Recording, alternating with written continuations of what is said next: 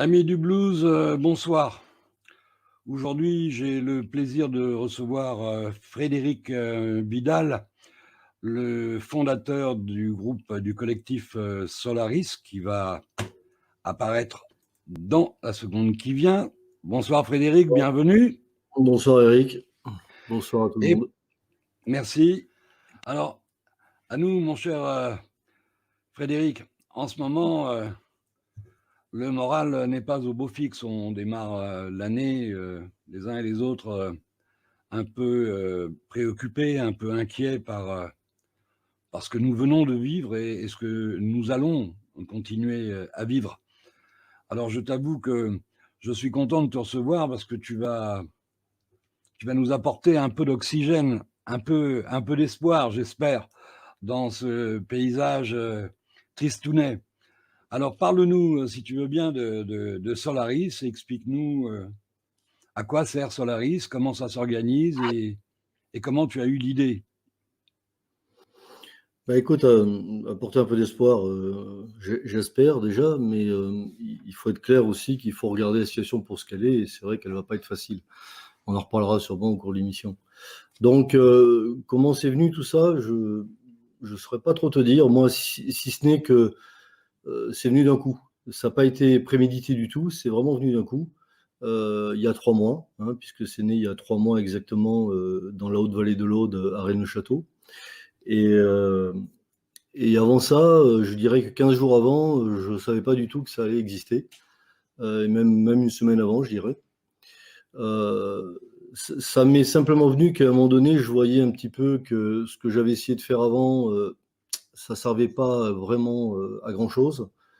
J'avais repris aussi un de mes anciens métiers de journaliste début 2020, fin 2020, pardon, avec François, dans lequel j'ai écrit quelques tribunes. Bon, je me suis rendu compte que ça suffisait pas, tout ça. Ça servait à rien de continuer, que c'était très difficile de toucher les gens qui, de toute façon, continuaient à écouter les médias traditionnels, on va dire, les médias mainstream et les principaux journaux, radio, télé. Donc je disais que comment on peut faire et qu'est-ce qu'on peut faire par rapport à cette lente dégradation qu'on voit de tous les droits essentiels, des libertés essentielles. Et je sais même pas comment c'est venu, mais à un moment donné, je me suis dit, bon, là, je sens que c'est mûr. Je sens que, du moins là où j'habitais, c'était mûr, dans la vallée de l'Aude. Je dis, il faut qu'on fasse quelque chose qui est basé vraiment sur la solidarité. C'est une région où on a quand même l'habitude de ça, un petit peu. On est un peu avant-gardiste dans ces domaines-là ici.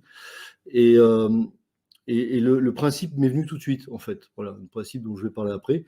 Par contre, ce que je veux dire, c'est que si même j'ai eu l'initiative au départ et que j'ai fait une première réunion publique ici où on a réuni pas mal de monde, surtout dans des territoires assez déserts, hein, quand même, j'ai été tout de suite aidé et épaulé immédiatement par les bonnes personnes sans qui, tout seul, je ne serais pas arrivé. Hein. Surtout qu'on a été totalement débordés et par l'engouement qu'il y a eu derrière, et que s'il n'y avait pas eu, alors on a donné beaucoup de temps à ça, mais il a fallu organiser les choses, mais s'il n'y avait pas eu cette aide à côté, c'est pas débordé, c'est noyé que j'aurais été. Hein. Voilà, donc je veux dire que c'est très vite devenu quelque chose de collectif tout de suite. Hein. Moi, j'ai fait que mettre une allumette sur une mèche, et je ne savais pas du tout que cette mèche allait en fait en allumer plein d'autres. Voilà. Donc, au bout de 3 mois, effectivement, le bouche à oreille fait que ce réseau qui est parti de rien doit à peu près avoir 20 000 personnes en France. Il y a à peu près 70% des départements qui sont déjà actifs avec le réseau, peut-être même un peu plus maintenant. Il y en a plus de 50 qui sont totalement autonomes, c'est-à-dire ils n'ont plus besoin du tout qu'on les aide. Et il y a au total une quinzaine de pays qui s'y mettent. Et il y a même tout le continent d'Amérique latine qui a commencé, ils sont en train de structurer quelque chose sur plusieurs pays. Mais ça part vraiment du Brésil au départ. Voilà. Et il y a d'autres pays qui vont arriver bientôt, apparemment, comme Israël et la République tchèque. Voilà. Donc, on a été débordés, mais ça veut dire une chose, et c'est là que c'est positif, donc on va déjà essayer de remonter un peu la morale de tout le monde, c'est que c'est mûr. Ça veut dire que partout dans le monde, il y a des gens qui sont prêts à bâtir autre chose solidairement. Voilà. Alors, cette autre chose, on va peut-être expliquer un peu ce que c'est. Le réseau Solaris, en fait, il est basé sur 3 principes extrêmement simple. La constitution d'un annuaire local, très local. On divise le réseau en cellules, comme des cellules du corps humain, d'accord? Donc chaque cellule correspond à un village, un arrondissement de ville, pourquoi pas. Des fois, c'est plus large, ça peut être un canton, etc. Donc chaque cellule a son annuaire propre, d'accord? C'est-à-dire que les gens qui rentrent dans le réseau acceptent de donner quelques informations sur eux, sur leurs compétences, comment on peut les joindre, où est-ce qu'ils habitent, leurs compétences professionnelles ou extra-professionnelles, leur domaine d'expertise, qu'est-ce qu'ils peuvent apporter aux autres finalement, les ressources éventuelles qu'ils peuvent aussi apporter au collectif si besoin s'en faisait sentir. Ça peut être du matériel, ça peut être aussi des terrains cultivés ou cultivables, une serre, une grande serre qui peut aider pas mal de gens, ça peut être un hébergement possible, provisoire ou pas, etc. Voilà. On demande aussi quel type de véhicule ils ont, on va dire de l'âne et du cheval en passant par le vélo, la moto, le vélo, le tracteur, tout ce que tu veux. C'est important qu'on sache tout. On comprendra pourquoi après. Et ces données-là, donc, sont collectées au sein de la cellule, donc au sein du village, et conservées par 3 personnes seulement. Et personne d'autre ne voit ces données. Hein, il n'y a aucune centralisation de données nulle part. D'accord? Le village d'à côté ne connaît pas l'annuaire du village voisin, et dans le département encore moins, et au niveau national encore moins, évidemment. Donc, il faut bien comprendre que ça reste local. Et pourquoi par 3 personnes, géré par 3 personnes? Parce que c'est le bon chiffre pour qu'il y en ait toujours une qui puisse répondre. Parce que j'expliquerai après à quoi sert cet annuaire, mais c'est vraiment le moteur de recherche, l'annuaire, en fait. On fonctionne comme un Internet humain, en fait. Donc, premier principe, un annuaire local. Deuxième principe, un maillage. Un maillage qui, lui, par contre, n'est pas local, il part partout. Alors, évidemment, dans chaque département français, pour prendre le cas de la France, on va développer des cellules, on va veiller à ce qu'il y ait des cellules un peu partout sur le département, et puis on va continuer à mailler cette arborescence qui est de plus en plus de cellules, de plus en plus de villages qui en fassent partie. Le maillage est très important. Et comment on crée ce maillage humain? Eh bien, au minimum, les coordinateurs, au nombre de 3 aussi, d'une cellule, j'expliquerai après ce qu'ils font, et les 3 personnes référentes de l'annuaire, celles qui les détiennent, doivent connaître et rencontrer physiquement celles des cellules limitrophes, donc des villages d'à côté. Et pareil pour les autres. Et là, le maillage, il se répand absolument partout. Et il dépasse même les frontières, puisque on peut commencer à avoir des liens avec la Suisse, par exemple, à côté, qui ont bien développé le réseau aussi. Donc, c'est ça l'idée. Donc, un annuaire, un maillage arborescent, d'accord, où les gens se rencontrent physiquement. D'accord. Quand je dis que c'est au minimum les coordinateurs qui se rencontrent, c'est aussi, moi, j'invite les gens vraiment à faire des réunions de cellules, intervillages avec les villages d'à côté. C'est ce qu'on fait d'ailleurs déjà un peu partout. Ça crée le lien humain, et c'est ce lien humain qui est très demandé, évidemment. Hein. On crée le véritable lien humain, là. C'est pas du virtuel derrière un clavier ou un réseau social. Et le troisième aspect de Solaris, extrêmement important et qu'il ne faut pas négliger, je relance l'appel à tous les départements et les pays qui travaillent déjà là-dessus, c'est le réseau de communication indépendant. On a opté pour le réseau radio parce que c'est le seul qui peut encore continuer à fonctionner si rien ne fonctionne. Rapidement, le réseau radio, on le maille, on donne tous les conseils pour ça. Hein. On le maille avec soit des postes CB et des talkie-walkie, les deux ensemble. On a fait tous ces tests. On arrive à vraiment créer des réseaux radio avec ou sans relais qui fonctionnent très bien. Voilà. Ça, c'est très important. Pourquoi avoir un réseau de communication indépendant? Parce qu'on part du principe, en étudiant la situation actuelle, et personnellement, ça fait des décennies que je fais de la veille dans un tas de domaines. Autour de moi, il y a des gens qui en font aussi très pointus. On voit tous où on va. Moi, ça fait 20 ans que je savais qu'on allait arriver à ça. Mais je ne savais pas à quel moment exactement, ni comment ça allait commencer. Maintenant, on le sait. Bon. Donc, on part d'une idée au départ, dans Solaris, où on se dit, il faut qu'on puisse fonctionner dans un contexte où les services d'État et les services privés ne répondent plus. Pire, on va dire même, il n'y a plus de moyens de communication, donc en plus de téléphone, plus d'Internet, et même des pénuries d'essence et autres. Donc, difficile de se déplacer en véhicule. Comment on fonctionne comme ça?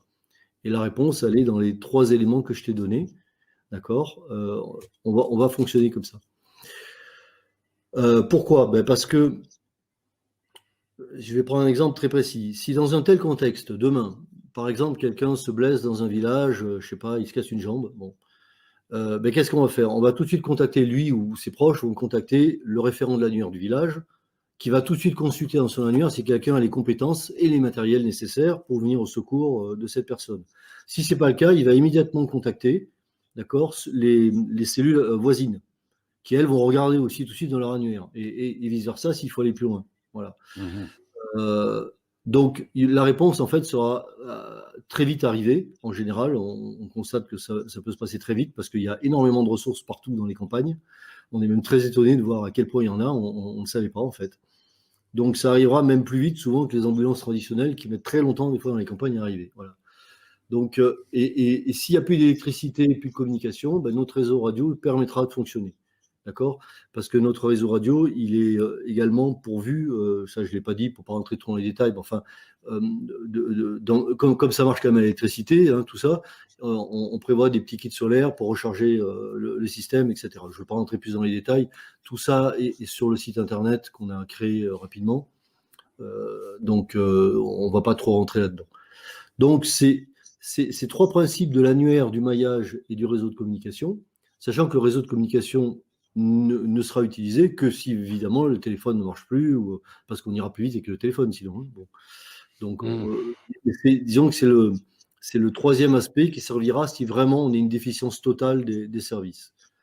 Sachant qu'aujourd'hui, et ça c'est nouveau, la déficience des services, au départ, on pensait qu'elle allait venir du fait qu'il va y avoir une explosion économique, sociale, etc. Mais on se rend compte maintenant que ça peut être aussi une décision politique, puisqu'on voit bien aujourd'hui ce qui est censé être discuté aujourd'hui au Parlement. Et bientôt, ça va être discuté le 3, je crois, à l'Assemblée et le 5 au Sénat, où on nous parle maintenant d'installer un régime d'apartheid en France avec deux catégories de citoyens qui n'ont pas les mêmes droits. C'est du jamais vu, mais enfin si, on a vu ça ailleurs, en Afrique du Sud ou ailleurs à la grande époque, mais maintenant c'est chez nous.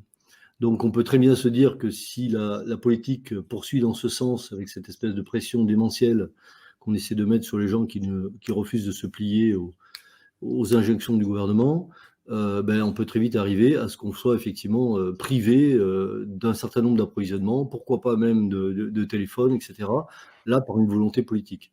Donc le réseau de communication se justifie encore plus, je dirais, aujourd'hui qu'il ne se justifiait quand on en parlait déjà il y a 2 mois. Voilà. Donc Solaris, c'est ça.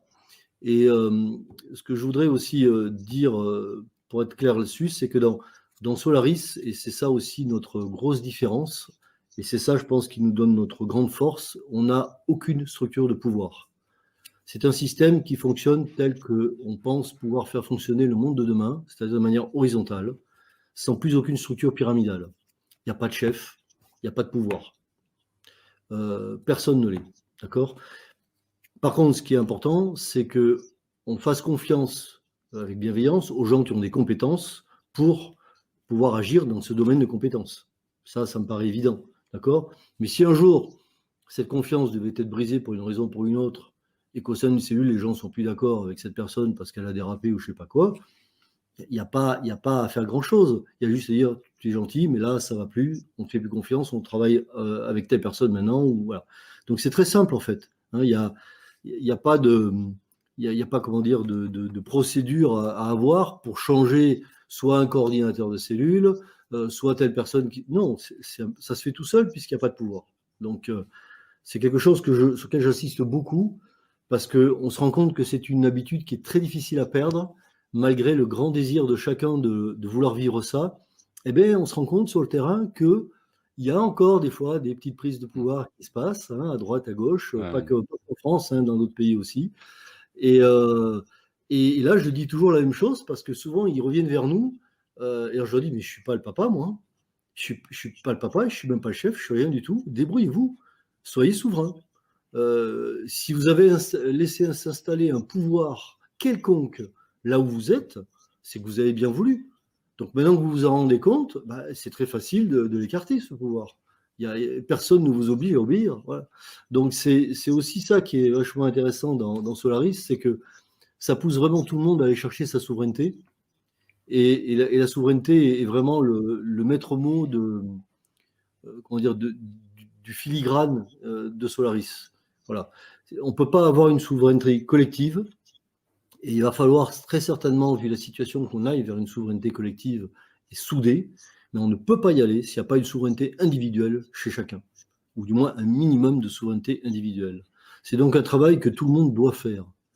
Et là aussi, l'une des forces de Solaris, c'est que la force du groupe donne souvent la force à ceux qui n'ont pas toujours les ressources en eux d'aller vers cette souveraineté, et ils la trouvent, cette force-là. Ça, on l'a vraiment vu sur le terrain à plusieurs reprises, hein. Donc, c'est là aussi, je dirais, un facteur d'espoir, peut-être pour beaucoup de gens qui se sentent très isolés, très seuls. On a souvent eu, très très souvent eu ce retour partout, hein, absolument partout, de dire, mais je me sentais totalement seul, isolé, dans ma famille, ils ne comprennent pas du tout, autour de moi, il n'y a personne. Et là, d'un coup, je découvre ce réseau, et je découvre qu'il y a finalement des gens pas loin de chez moi qui sont prêts à vivre ce même, comment dire, cette même aventure, on va dire.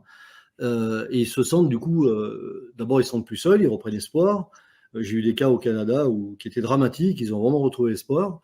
Et en même temps, ils trouvent la force au fond d'eux d'y aller parce qu'ils savent qu'ils ne sont pas seuls. Et ça, c'est vraiment capital. Donc voilà, Solaris, il apporte ça. Et puisque on en parle, je voudrais préciser aussi une autre chose, parce que j'ai eu beaucoup de contacts avec tous les réseaux existants déjà à l'heure actuelle, et Dieu sait qu'il y en a en France en tout cas. Je ne vais pas les citer tous, mais enfin on peut parler de Réinfo Covid, Un Autre Monde, les Fermes de la Vie, enfin, excusez-moi pour ceux que j'oublie, il y en a beaucoup qui nous ont contactés, vraiment tous, en nous disant comment on peut travailler ensemble et comment on peut être en synergie. Eh bien, j'ai dit, mais on le fait déjà, parce que nous, on ne fait pas du tout ce que vous faites. Par contre, nous, on vous relie tous. Donc, ce que vous faites est fabuleux, continuez à le faire. C'est vous qui enrichissez le système aujourd'hui et qui allez aider tout le monde. Nous, ce qu'on apporte, c'est un outil de reliance, et rien de plus. Un outil de reliance entre tous ces groupes qui existent partout et qui ont travaillé des fois depuis des années déjà à bâtir des systèmes alternatifs, des structures de résilience, etc. On les met en contact déjà les uns avec les autres s'ils veulent, avec les individus avec eux, etc. Toujours via cet annuaire local. Ça veut dire, pour être concret, que la personne dans tel village des Hautes-Alpes, par exemple, hein, qui a besoin à un moment donné d'apprendre, je dis n'importe quoi, mais d'apprendre à faire de la permaculture en montagne, ce qui n'est pas toujours simple, mais il y a de très bonnes solutions. Ouais. Il va pouvoir contacter peut-être un réseau existant qui fait la permaculture dans son coin grâce à Solaris, parce que les gens du réseau seront dans l'annuaire. Ils peuvent y aller d'ailleurs s'ils veulent en tant que réseau, mais il ne s'agit pas de créer un réseau, par exemple, Un Autre Monde Solaris, c'est pas ça. C'est juste qu'ils peuvent apporter leurs compétences dans l'annuaire. Mais on est juste, nous, un moteur de recherche humain, rien de plus. Les gens posent une question, on sert de moteur de recherche, on leur offre toutes les solutions pertinentes. Exactement comme le font les moteurs de recherche sur Internet. Voilà ce que je peux te dire sur la trame. La trame et comment c'est né. Ce que je peux te dire aussi, je te dis, c'est que c'est visiblement très mûr, et ça, je ne m'attendais pas que ce soit à ce point mûr partout, parce que globalement, ça marche quand même très bien, hein, très très bien. Il y a eu des petits couacs parfois, parce qu'il y a des ajustements humains à faire, c'est ce que je dis, tout le monde doit dépasser un petit peu ce qu'il est.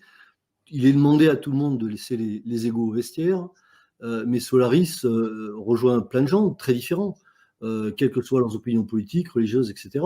Dans Solaris, on n'a ni politique, ni religion, ni rien. On est vraiment quelque chose de très neutre à ce niveau-là. Et on ne fait de prosélytisme pour rien. Et j'en profite pour dire qu'on est financé par personne, que tous les gens qui travaillent là-dedans sont totalement bénévoles, ils donnent de leur temps, d'accord, mais il n'y a pas de transaction financière.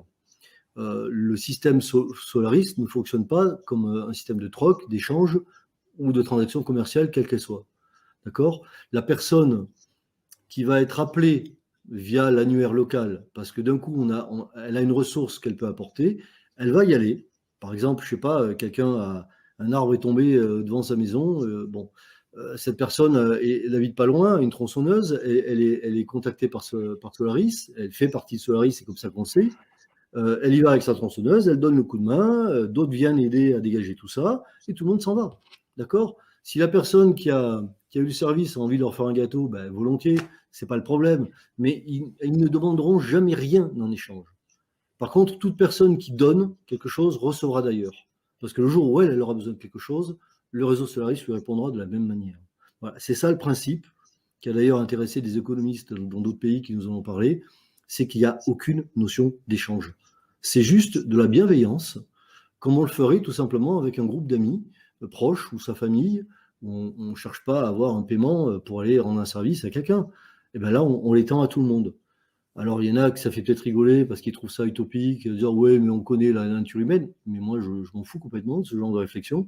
On fait le réseau avec qui est prêt à le faire. Et moi, ce que je vois, c'est qu'il y a beaucoup de gens qui sont prêts à le faire, qui sont prêts à agir comme ça. Et on a déjà eu des cas qu'on m'a racontés où le réseau a répondu à des cas de détresse. Et ça a été extrêmement rapide, extrêmement puissant comme réponse, et ça a remis tout de suite les gens le pied à l'étrier. Tu vois, donc ça marche. Et ceux qui protestent, qui râlent, qui disent que ça ne marchera jamais et tout, bah, c'est qu'ils ne sont pas prêts eux-mêmes dans leur tête à le vivre. Mais je pense que demain, avec la pression qui va augmenter, ils vont s'intéresser un peu plus à ça et ils vont se rendre compte que c'est possible et qu'on peut avoir une autre relation humaine que celle qu'on nous fait croire comme naturelle depuis des siècles.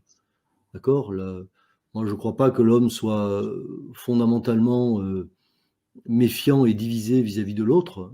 On l'a rendu comme ça, on l'a programmé pour qu'il soit comme ça. Moi, je pense qu'il est naturellement bienveillant.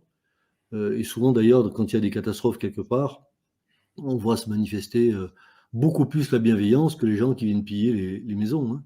Je me rappelle la tempête de l'an 2000, j'étais en région parisienne à l'époque. En région parisienne, les gens, tu connais tout juste ton voisin d'à côté encore, mais tu peux vivre 10 ans à un endroit, tu ne connais pas ceux un peu plus loin. Et je me rappelle que spontanément, là, tous les gens qui ne se connaissaient pas sont sortis, aller voir si l'autre avait besoin d'aide, etc. Après, ils sont re-rentrés dans leur coquille, mais n'empêche qu'ils ont eu cette spontanéité. Ça veut dire que c'est quand même dans le cœur humain. Voilà. Et c'est ça aujourd'hui sur lequel on appuie. Et il y a des gens qui sont plus mûrs pour le vivre pleinement dès maintenant. Il y en a d'autres qui sont peut-être pas prêts à le vivre pleinement, mais qui vont y venir progressivement. Et il y en a peut-être qui seront jamais prêts à ça. Je les plains, tant pis pour eux, mais ils vont vivre des moments difficiles parce que seuls, ils s'en sortiront pas par rapport à ce qui va probablement arriver. Je vais te laisser parler un peu, mais juste un dernier truc avant que je l'oublie, parce que j'ai quand même parlé de contextes difficiles à venir. Solaris n'est pas du tout un réseau survivaliste. Pas du tout. D'accord ? Ce n'est pas du tout l'état d'esprit. C'est juste un réseau pour vivre autrement. On va réapprendre à vivre autrement. On va recréer une reliance humaine réelle, telle qu'elle a pu exister autrefois, mais on va la créer beaucoup plus forte encore et beaucoup plus étendue, surtout géographiquement, parce qu'avant, elle pouvait exister au sein d'un petit village, mais là, ça va être beaucoup plus étendu, parce qu'il n'est pas exclu qu'après, selon ce qui arrive, selon ce qui se passe, étant donné tous les points de veille qu'on a et lorsqu'on voit les transformations climatiques, géophysiques de la Terre, etc., il peut y avoir d'autres types de problèmes qui viennent assez rapidement. Et peut-être que là, la solidarité sera beaucoup plus large qu'au sein même de quelques villages. Ça risque d'être interdépartemental, peut-être même international, etc. Voilà.